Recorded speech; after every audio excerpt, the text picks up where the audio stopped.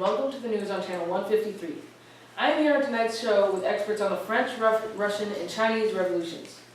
On this edition, we will be discussing the Cuban Revolution and talking about the lessons it could have learned from the revolutions above. We will begin with an insight from Jackson Woods, the French Revolution expert. Next, we will proceed to hear from Oliver Parkin, the Russian Revolution expert, and finally, we will hear a statement from Hank Taft, the Chinese Revolution expert. Mr. Woods, what could you say about the revolution? Thank you, Mr. Dickson. Both the French and Cuban revolutions had obvious similarities, and it's easy to see how the Cuban Revolution could have learned from the French Revolution. First of all, it's key to look at the relationships between the original rulers and the farmers and workers of the country. The Cuban people during the revolution were not pleased with Batista, the initial Cuban oppressor. Most of Cuba was in poverty. Most people were in poverty and were struggling to survive. And Batista did not do enough to stop this and to protect his people. For governments trying to avoid conflict with their people, they have to tend to the lower class and help them rise. Both Batista and King Louis XVI of France made this fatal mistake. Louis had the estate system, which was incredibly unfair to the lower class, which consisted of, again, workers and farmers. And his country was in great debt and poverty. Because the Third Estate made up almost the entire country, 97% of the population, the country was not in a good position. His estate system favored the rich, but they made roughly 3% of the population.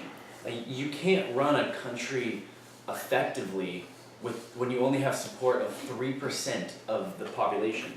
This again is similar to Cuba because the majority of its people were in poverty. Another thing to point out is that revolutions cannot be reached effectively without being led by some sort of order, which usually requires violence.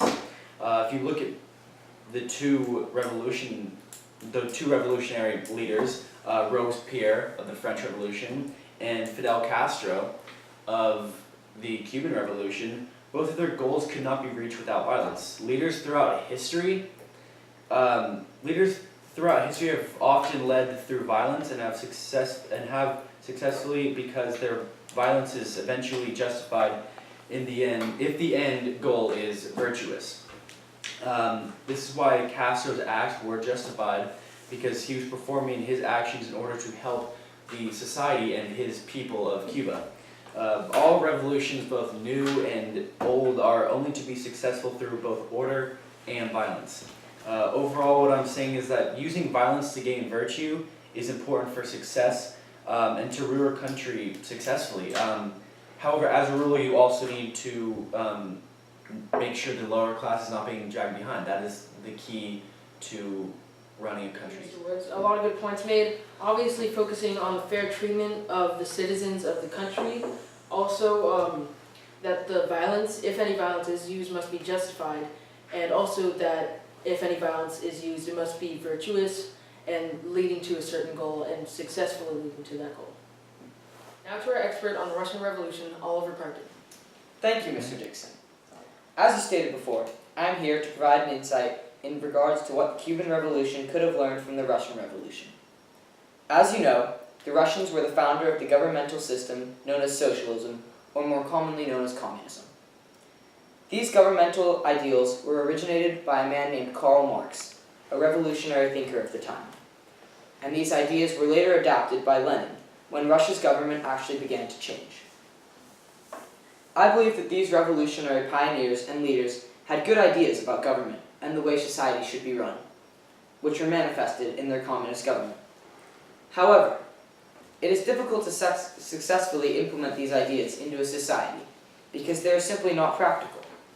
The Cuban Revolution should have learned from the Russian Revolution that ideas such as communism, while although sound successful and efficient on paper, can often become difficult and unsuccessful when actually performed, because it is hard to create a picture-perfect utopian society with no flaws.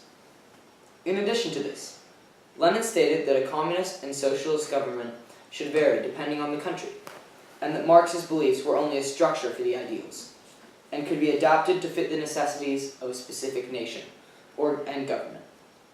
If Fidel Castro had done this during his Cuban Revolution, then the revolution itself would probably have been much more successful and would have even further rallied the support of his people. Finally, it is important that the Cuban Revolution understands that revolutions can be difficult to manage and undergo if there are any other international affairs going on during the time.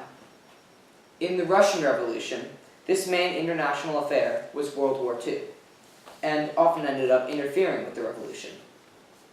The Cuban Revolution should have understood this and considered it before being dragged into a war with the United States, which in the end harmed the revolution.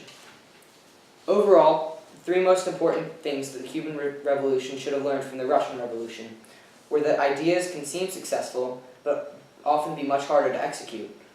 Communism is only a general idea that should be adapted to fit the revolting nation's needs. And lastly, that governments can be difficult to manage while there is an international crisis going on in the world around. Thank you. Mr. Parkin, a lot of good points made. So you said that mostly a lot of ideas may be easier said than done. It's harder to apply them to your country. If it's a very general idea, you kind of have to kind of customize it for a specific government. Also, communism is just an idea, as you said. You said that it has to be applied differently in different situations, and it's hard to lead a successful revolution while in an international affair such as the World War with, or just the war with the United States. Mr. Taft, our Chinese Revolution expert. Thank you, Mr. Dickson. I agree with all the points Mr. Woods and Mr. Parkin have made. However, I'd like to add a couple points of my own in regards to the Chinese Revolution. China's revolution provides many examples about revolutionary leadership and economic adaptation. First, I'd like to discuss how Fidel Castro could have won over the people of Cuba using the methods of Mao Zedong. During the Chinese Revolution, Mao divided the land up among the peasants, and he also adopted the 5-year plan. I believe that Fidel Castro, if he had made a system similar to this, and looked forward to the future of Cuba's economy, then the Cuban Revolution would have been much more successful in its goals. The second thing I'd like to discuss is how Chinese economy was adapted during a time of revolution.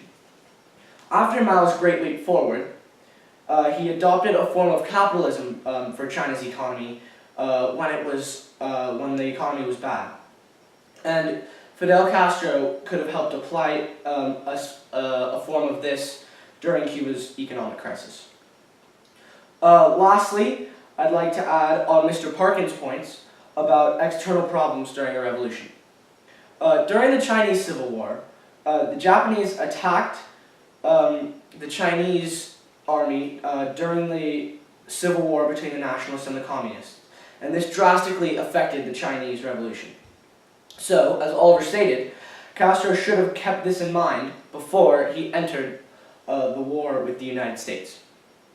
So, in conclusion, Castro could have led a much more successful revolution if he had applied the ideals of Mao Zedong about leadership and economic adaptation during the Cuban Revolution.